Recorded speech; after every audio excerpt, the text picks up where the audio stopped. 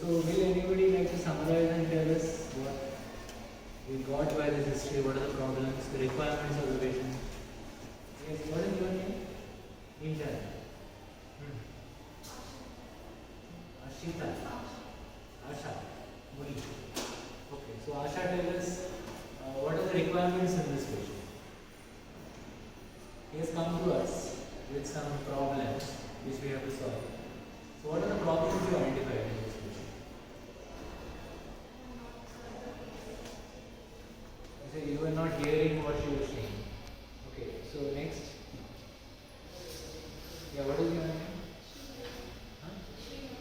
Shreya. Shreya. Okay, Shreya. Tell us. Loss of appetite, decreasing. So many things. All those things that you take in the personal history. Sleep, appetite. I'm not sure why you call it personal history. So all these things are disturbed. No sleep, no appetite, lot of shortness of breath, cough with sputum, this sputum. No fever. But that's it. This is what you came with. That's all. These are the problems. So is it giving a pattern saying that okay, these problems are because of one single reason? Whereas the other phenomena is being shown. I think all of us already have the fellows as well. So what in those days that is here?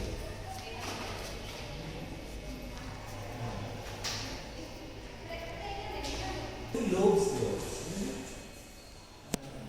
Where are three lobes? So there are multiple lobes here, and there are three lobes here.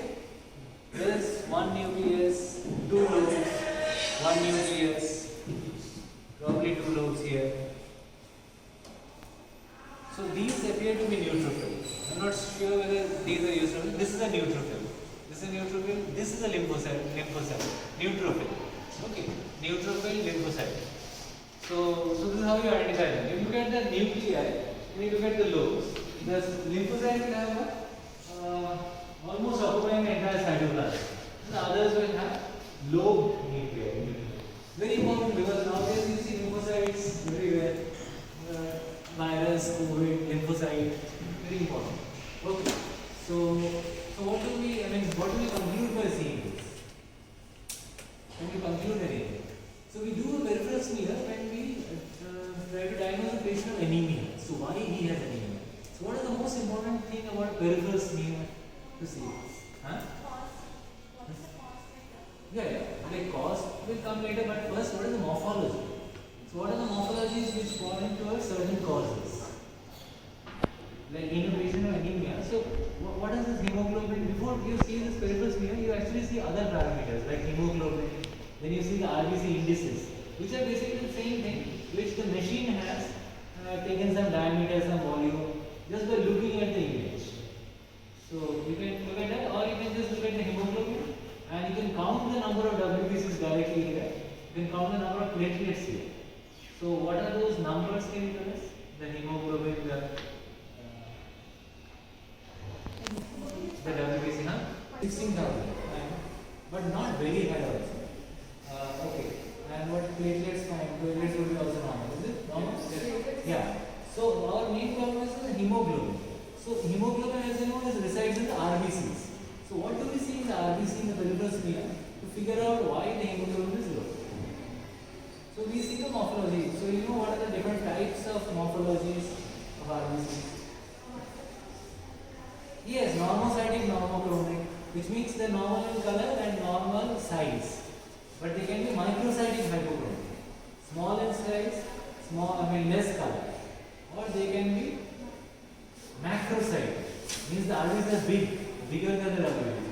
So they look like microcytic here, don't you think? And hypochromic also. So how do you identify microcytic hypochromic? So look at the average RBCs and look at many of the other RBCs. So see these RBCs. If you consider that they are normal, then look at these other RBCs and see how the color is pale. You see, they are RBCs, but these people are more colored individuals, and these are pale individuals. So these are microscopic is these smaller, see, smaller diameter, smaller diameter, smaller diameter, and smaller diameter here. These are bigger diameter. So microcytic hypogloomia is seen in the peripheral state. All of us can see it, isn't it? Now this is the hallmark of 4 conditions over the ages people have correlated them with clinical conditions. So they found that it is low in iron deficiency. So how did people find out that those patients who have microcytic hypogloomia also have iron deficiency? How did they prove that they had iron deficiency? What was the historical test done to look for iron in their blood? Serum iron? Yeah, ferritin, all these are very newer tests. Historically, we didn't know about ferritin also until not very recently. Bigger RBCs?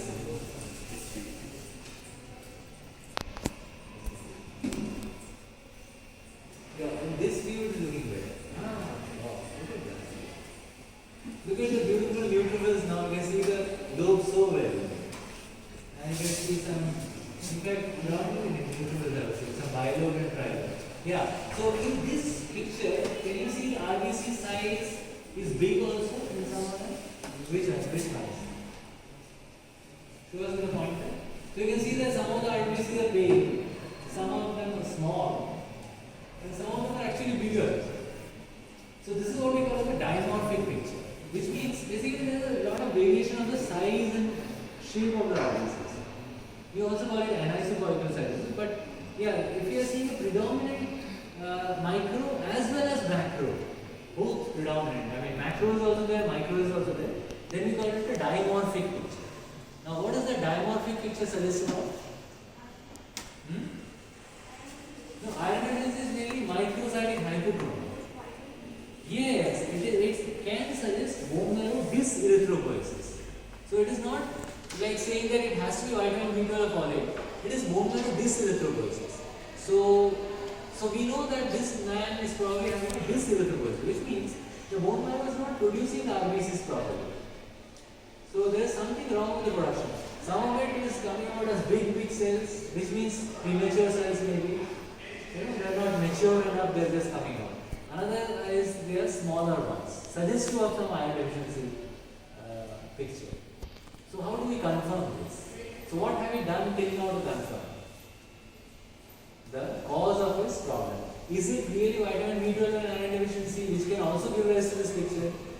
We have seen it in the past, and there are many observers who have reported this in the past. Is it that, or could it be something else? So what else can it be other than iron and vitamin B12? So till now, in the last 7 days, what was the initial assumption? What was the working diagnosis? What was the treatment plan? And where are we in these 7 days?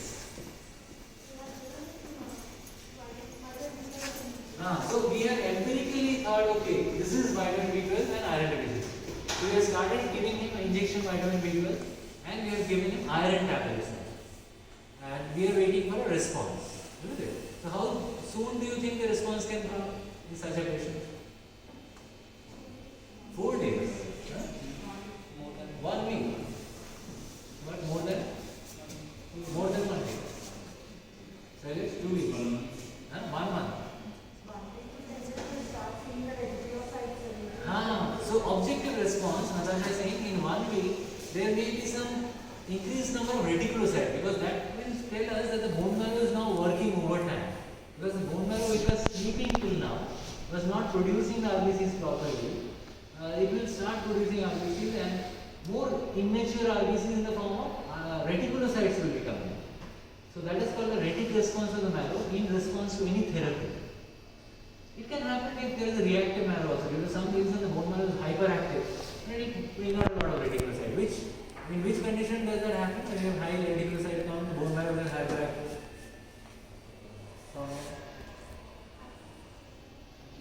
Achha, what is your name? Any idea in which condition it happens? Oh, the reticulocyte count was very low. So what does that tell you, Soumya? In the beginning, that is. So in the very beginning, the reticulocyte count was low. So what does that tell you? Basically, it tells you that the bone marrow is not functioning. Reticulocyte count functioning. Low means it's hypofunctioning. That means the marrow is not producing enough RBCs as well as reticulocytes. The reticulocyte is just the one step before RBCs. So if it is a low 0.3 reticulocyte, yeah, there is some ruler formation there. So ruler formation is like a stack of coins kept together. So what does that suggest? What does ruler formation suggest? And how do you spell ruler?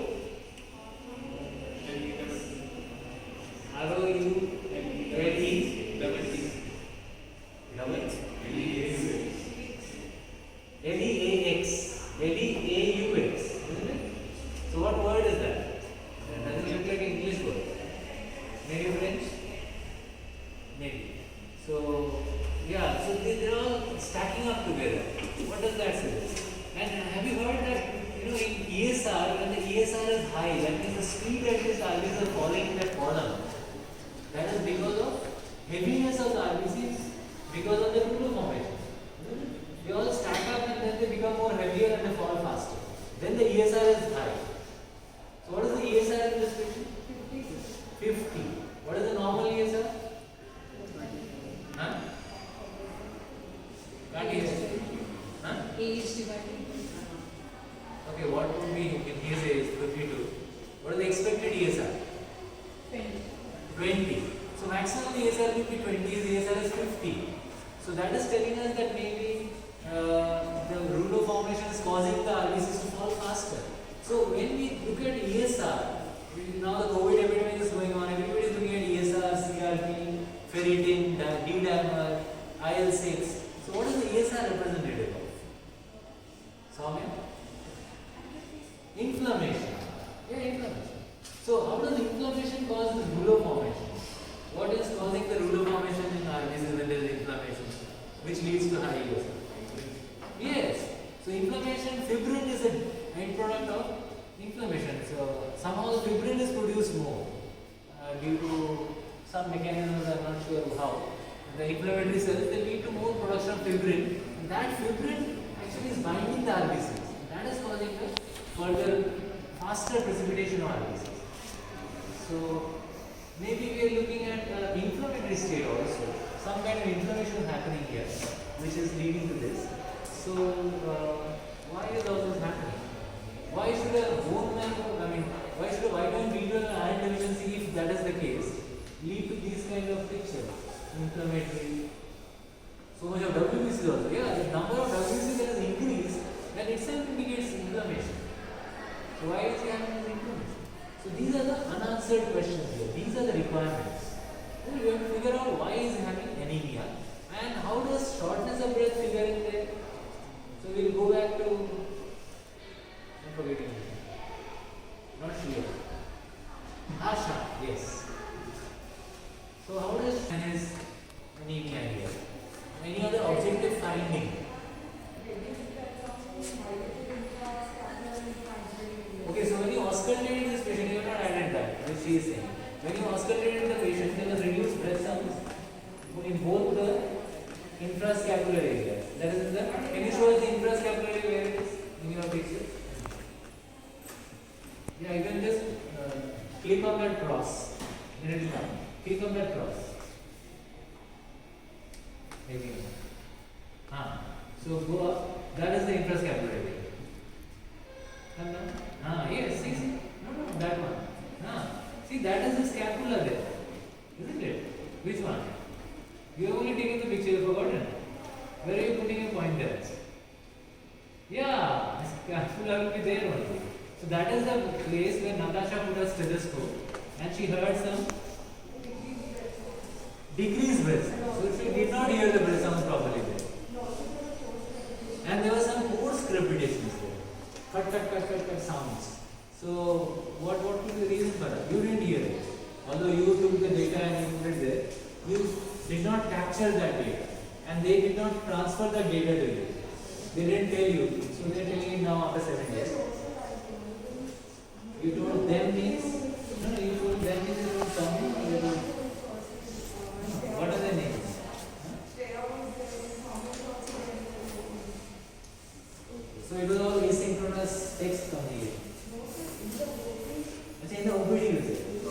So it was synchronous OPD coming in.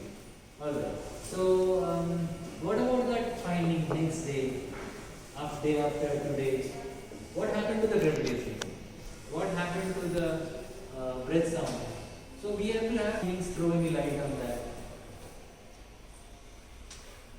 So if not, the shortness of breath now. So there's something in his respiratory system, isn't it? Natasha is also hearing something in that area in the back. She is not able to hear the sounds, and some additional sounds she is hearing. And but what if it was a respiratory problem? What would be a very important sign, which is also part of the vitals? Huh? Can't hear you. Yeah, you are saying something. Respiratory rate. The respiratory rate should have been high. So even if there is something in the lungs, the respiratory rate will increase. But what was the respiratory rate here? 18 per minute. That is near normal. So that is odd about that. So this is your finding of the. So you see, can you see any reason that his breath sound should not be heard in that area? So if there was a pleural evacuation of pneumothorax, then it would have been reasonable to say that yes, I can't hear the breath sound because there is a fluid there or air there. But in the X-ray, you don't see any such fluid or air. What we see is definitely a slightly enlarged heart, which we would expect with a chronic anemia like his.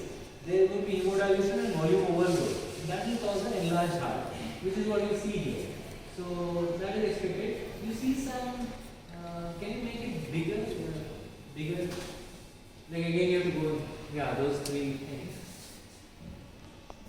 You can see some whitish dots everywhere. What we would call as mottling. Yeah. No.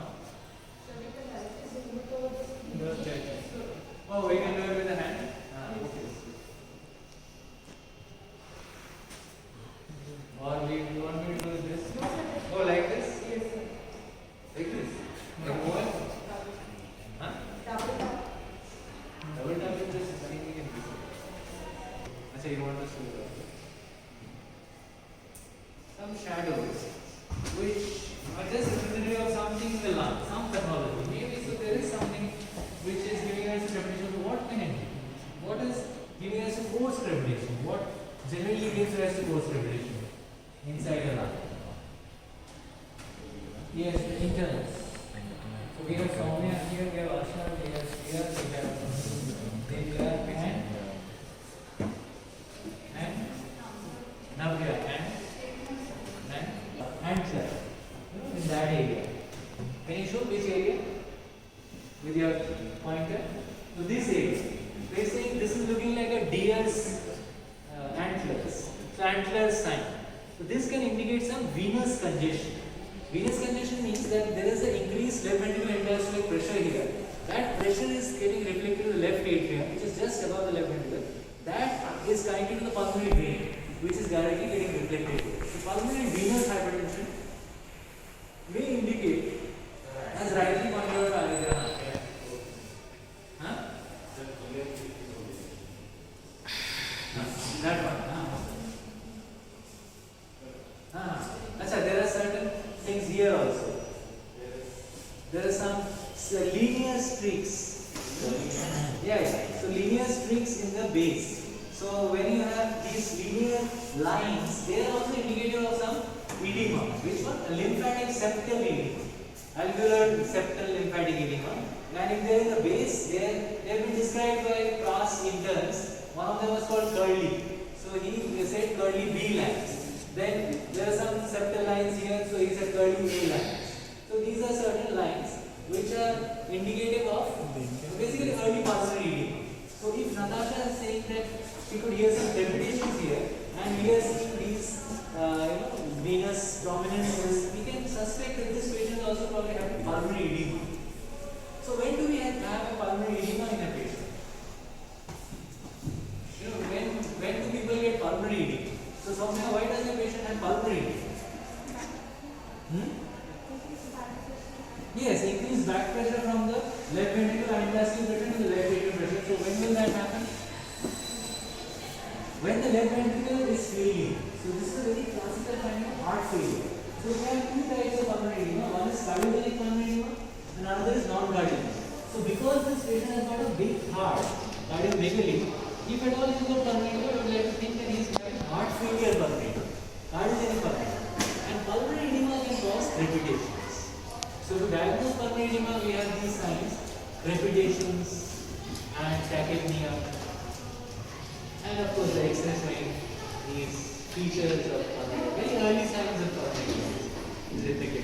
So why would this patient have heart failure? Because of which he has got a dilated heart, so he's got a chronic heart failure because of increased volume. Since the last, we don't know since when he is having this hemoglobin of 5. It could be months, it could be even a year. So for months or a year, his volume, intravascular volume is high. Because when the hemoglobin is low, PCV is low, the body will try to compensate by letting out more fluid. So you see, when you see the PCV, what you do is you take the RBCs and you give them a spin in the centrifuge. Then the red part settles down, the white part goes up, the watery part. So the red part is the PCV, packed cell volume. All the RBCs are packed. So if that packed cell part is coming low, then the watery part will become more. And inside the body it happens. So there is more hemodilution and more volume overload to the heart. So that is happening, and it's possible that this anemia was there for 1 year and now he has developed some kind of infection he has captured, and that has led to further precipitation of failure, which is causing pulmonary edema. And as rightly picked up by Natasha, he was probably having pulmonary edema that day when she stopped, and then she did not see him, so she doesn't know what has happened to that pulmonary edema. Huh? Yeah, hearing is repetition every day. They have reduced. Okay, so Natasha is saying now the repetitions have reduced. So Natasha, what do you think? What made it reduce? What have we done? Given us treatment to reduce this repetition?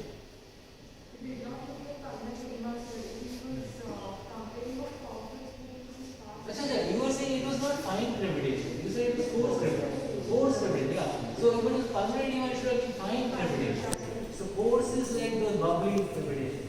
So bubbly repetitions comes from the larger airways. When you have fluid in the airways, then you have lesser frequency of repetition because they are in the larger airways. So the frequency comes from the vibration of the walls of the airways. So if you have got it in the bronchial walls, then the vibration will be less. So the sound will be different. So that's what you heard. And you think he is having an inflammation of the bronchi, also known as bronchitis. So that could be an infection which has precipitated and cause bronchitis. That infection has further precipitated heart failure, leading to early pulmonary edema. But what you heard was the bronchitis sound, not the pulmonary edema. Yeah, very interesting. Okay, so everything is happening. Ultimately, the root cause is anemia. So why is he anemic? So now, Asha, you know the cause for his shortness of breath and his cough is sputum, isn't it? So the shortness of breath is because of his pulmonary edema, because of his heart failure. And cough with sputum is because of bronchitis. And what is this sleeplessness and loss of appetite due to? We don't know. Maybe due to anemia. But why should anemia cause loss of appetite? Or maybe because of his loss of appetite, he did not eat well and that's why he has become anemic. Nutritional anemia, we are calling it now. Yes, the dietary history. Did you take the? So if you are calling it nutritional anemia, do you have the dietary history to tell us why nutritional anemia? He looks very obese. You can see he is such a big visceral fat. So, what kind of a diet would have caused obesity in terms of fat deposition, but not much of nutrition to the bone marrow? So, what kind of a diet?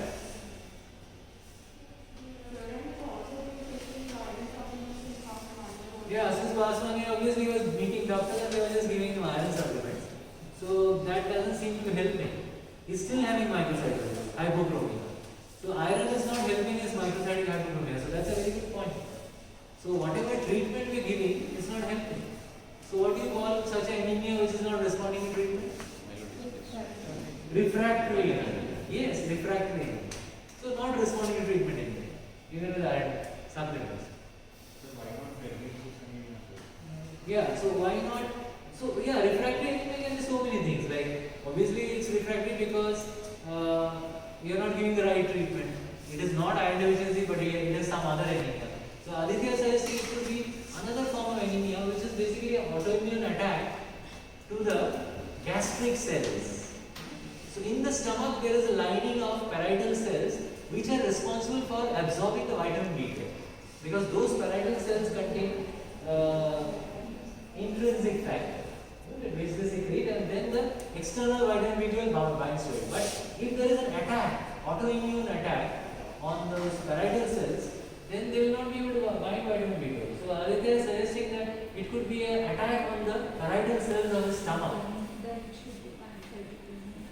So Mansa is saying that in that case the WBC should also be low if there is a autoimmune attack to the. But is it so? Why should the WBC be low in a? B12 is necessary for DNA formation. DNA is necessary for all the cells. Yes.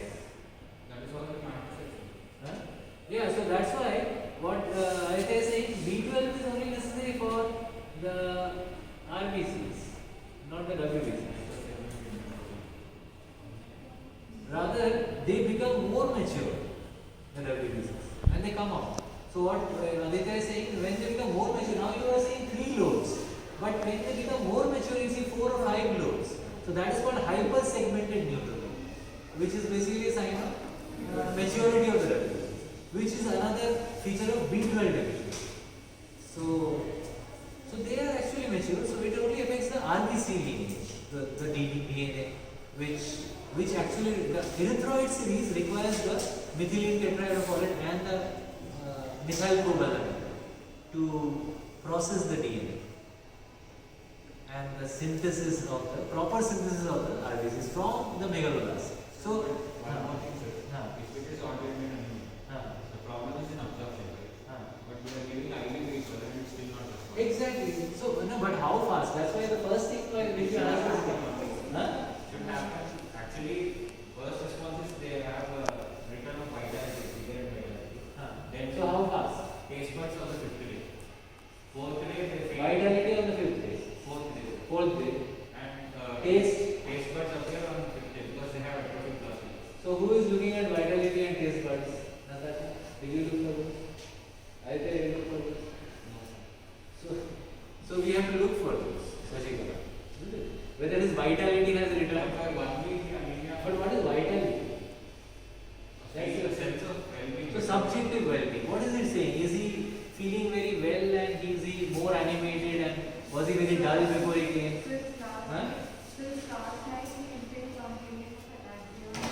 Oh, he has worsened actually. Not only has his vitality gone down or not appeared, he has developed some new symptoms. I think in between his vitality had gone up subjectively. And since last night something bad has happened. What has happened last night? No. I mean, what did you complain of? You were saying. So last night when you went to him, he just complained of ataxia or you noticed something? So he was complaining of sudden weakness of the lower limbs, weakness of the lower limbs. And then, how did you notice weakness of the lower limbs? What did you see in the power? What was his power earlier? What is it now? What was it later? So he was complaining of weakness, but his objectively power was normal. So what kind of weakness was that? So it was not weakness, it was a sense of balance.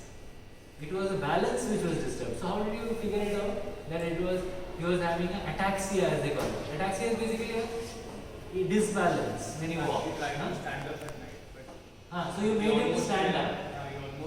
So when you asked him to go to the bathroom, when he was going to the bathroom, he was not able to go to the bathroom because he was almost falling down into the bed or outside the bed, and he was walking how? What kind of? So those are the videos which you were supposed to show us. You know how he was walking. That is the CNS finding of ataxia. Just look at the gait, and you will tell us. You will be able to see how what is ataxia. So a person walking normally and a person walking with a drunken gait. So ataxia is like a drunken gait. No, they will have a broad-based gait.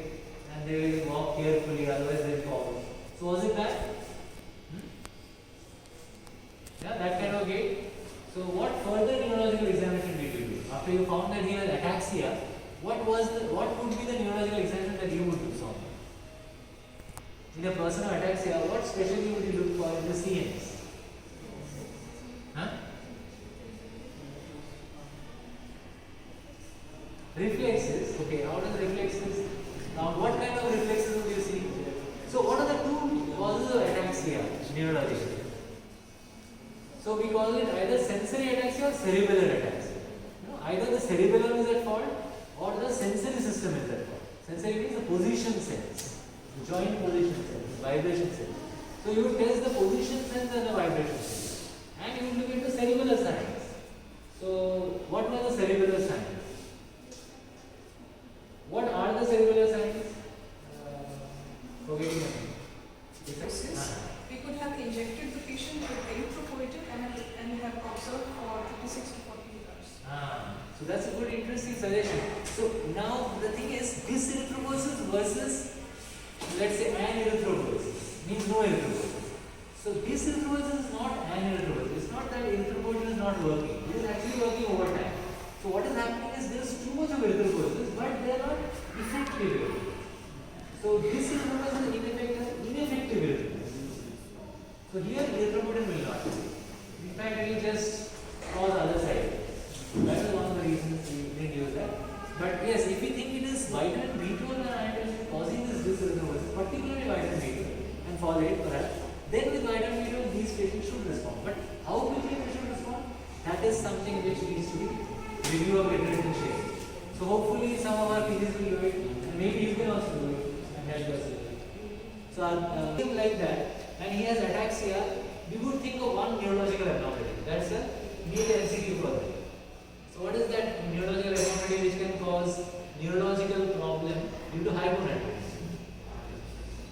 Yeah, autism, but we are talking about this gait ataxia, hyponatremia. How do you put it? What kind of a neurological diagnosis will you do? What is happening in which part of the CNS? Like is it in the midbrain? Is it in the pons? Is it in the medulla? Yes. So the third year kid is saying it could be a central pontine myelinolysis. In fact, she has a thesis on hyponatremia. So Mansa will tell us why this patient is hyponatremia. So Mansa, what are the questions you would like to ask Soumya to find out why this patient has hyponatremia? Because you have finished your thesis, so you are bored with hyponatremia now. But we need your expert help. So how do you approach this patient of hyponatremia?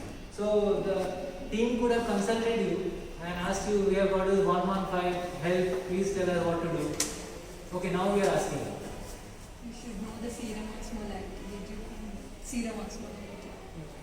Yeah, so do we know the serum osmolality of this patient? 251. 251. So what do you think about that? That is hypotonic. Yeah, so the osmolality is very low, isn't it? How much is normal? Normal is 275 to 295. 275 to 295. This is 250. So the sodium has gone down, and we know the tonicity of the blood depends on the sodium. So that is also. So we expect if the sodium goes down, the tonicity will go down. But there are some conditions, even if the sodium is low, then there might be tonicity will be high also. Still, it can be high. Very, very interesting. That is like hyperglycemia because Yeah, so that is contradictory. So in fact, Natasha's one hypothesis was that it is because of hyperglycemia that the sodium is low. She was saying it pseudo hyponatremia. If it is because of hyperglycemia, tone should be higher. Yes, and the tone should have been high. But so Natasha got your answer that it is not pseudo hyponatremia because of hyperglycemia, because the tone is not high. If the tone was high, the osmolality was high, then we could have said that it is because of hyperglycemia, and it was a pseudo hyponatremia. But this is actually a true hyponatremia. So Mansa, now that you know that it's a true hyponatremia, how do you find out why this patient has true hyponatremia? Then we should find out what is the volume status of the patient, like whether he is Yes, so- dehydrated, like Yeah, so now that Soumya has presented, there is pedal edema. yes, Soumya has already presented you the findings. You tell us what is the volume status. She has presented all the findings to you of his volume status. If you want to know some specific, like pedal edema, you wanted to know. Pedal edema, Soumya? He never had pedal edema? Okay. No dry tongue. So is he having more volume or less volume? How do you make It it? should be more volume because patient is failure also. And Yeah. We are looking the heart is big. There is because of volume overload. We think so.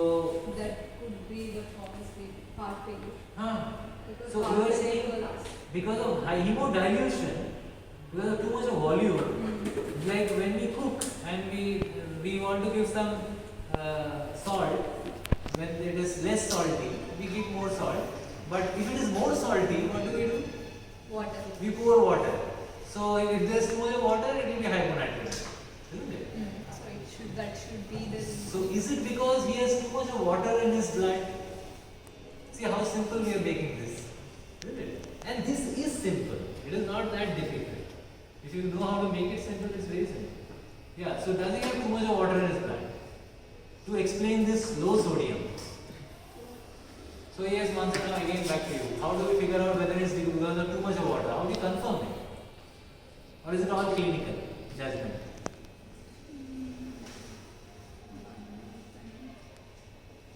First, we should find out the volume status. Here we are sure that it should be hypervolumic. Yeah, here kind of hypervolemia. Yeah. Because there are creps. If it is hypervolemic hyponatremia, causes will be renal failure, heart failure, liver cirrhosis.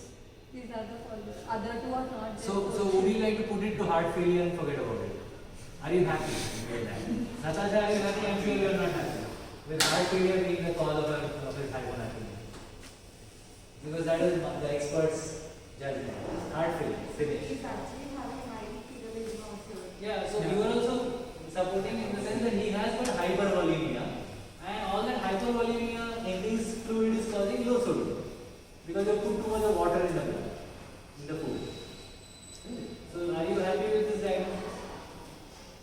Why did it happen just now, 1 month prior? But then you never saw a sodium earlier. Was it normal? Achha, when he came in the beginning, it was normal. So what happened in between? You gave him too much of water. So how did all that water go in? Where did the water come from? Suddenly in these 7 days, how did the water go in? But did we take out the sodium by other means? By giving him something?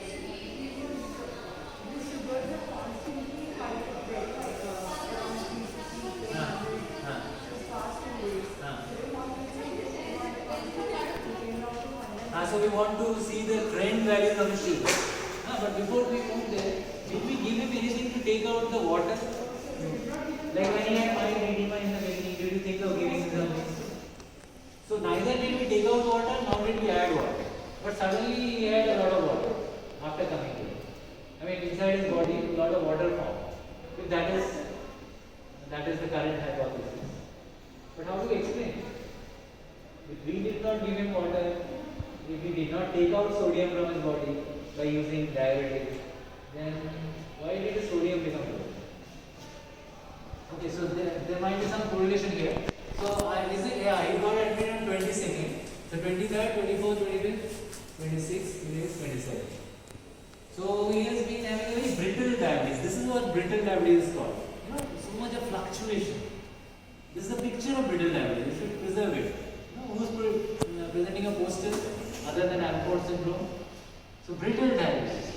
So a patient with brittle diabetes, severe anemia, and not getting controlled. So we took a lot of time to control it, to figure out how to control it.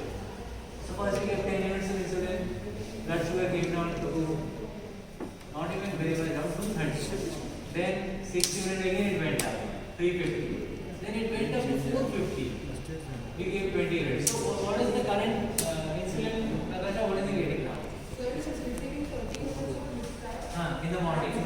Evening also 30 units. So 30 evening and morning. Metformin 5 Okay. and So at lunchtime 20, 30. In the morning with the 30 mixture you are adding 20. So that means quite a lot of actrapid, 30 mixture, and then at lunchtime how much we receiving? 20 units of actrapid. Means basically small insulin. Regular insulin is actrapid, and mixture is a longer acting insulin. Okay, so shorter acting, rapid acting, and longer acting.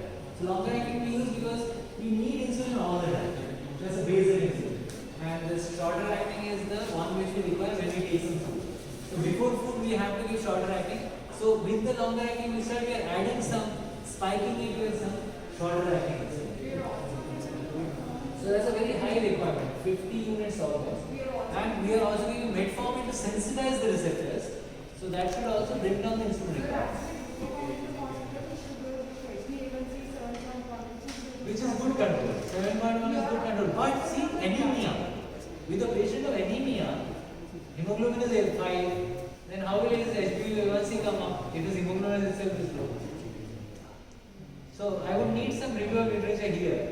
So what happens to people for HbA1c? I know that. So HbA1c, what will it be? Will it be low when you have anemia?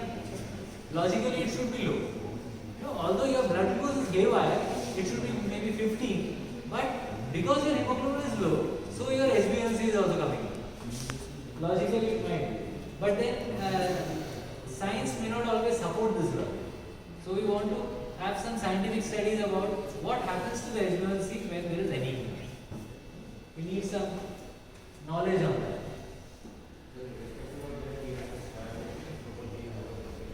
He has already developed some complications in the kidneys as well as in the nerves. So what are you saying?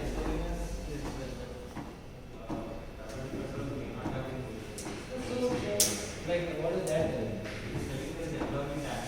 Yeah, that is okay. So his diabetic control may not have been good 3 months back. But this 3 months it may be good 7.1. Heart failure. That's because anemia. Chronic, 1 year. We are saying it's been there for 1 year. But not because of anemia, sir. Yeah, it can be microvascular dysfunction. That's right. But then how is it helping us answer the question of control versus that HbA1c? Because we know that if the hemoglobin comes down, that's okay. But we need to know this as a general knowledge. What happens to this HbA1c because control?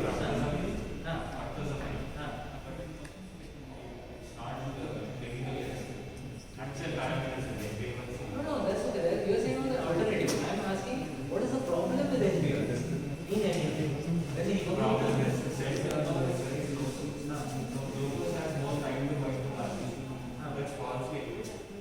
So you are saying with anemia that HbA1c should have been elevated. Should have been falsely elevated. Yeah. So it is not even elevated. First of all, there is no HB at all. Exactly. So if there is a low HB, should it be elevated? Up to 10, 9, there is a false elevation, sir. So yes. So but what happens when the HB is 5? Yes, sir. That it will be falsely low. That is logic. But show us some data. Show us some other studies. So today we will see that. Hopefully, fellow In should. any case, you cannot rely on the HB1c. In such performance. No, we are not talking about the organ damage here. We are saying last 3 months control. And last 3 months control will be like, hyperosmotic symptoms and all that. We are not really focusing on organ damage. We are just focusing on how much is his blood sugar. How much has been his blood sugar in the last 3 months. Last 3 months is not organ. Organ damage is for 20 years, 10 years, whatever. Because HbA1c, just for the sake, HbA1c only tell you over last 3 months. And we are worrying about only 3 months.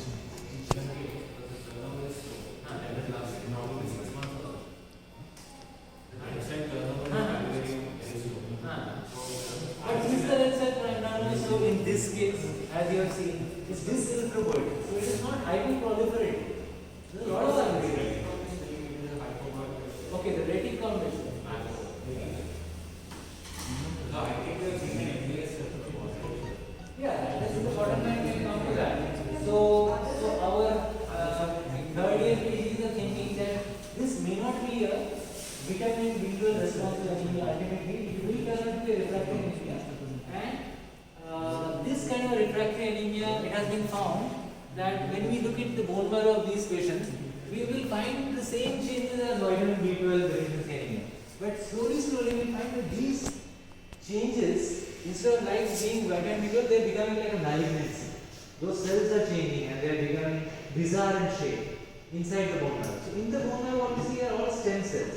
So from one stem cell, slowly these peripheral cells come. Now the problem is at the level of the stem cell, because at the level of the stem cell, the DNA is not forming properly. Now we are thinking that because of external nutrients it's not forming. It's possible that it's all happening on its own inside the DNA because of some error in the reading frames, the code. So because of some error in the code, the cells have started dividing bizarrely, abnormally. And this is the dysarthropathy. And this situation has been labeled as myelodysplastic syndrome. Myelo means bone marrow, dysplastic means not dividing properly. Syndrome is basically a label.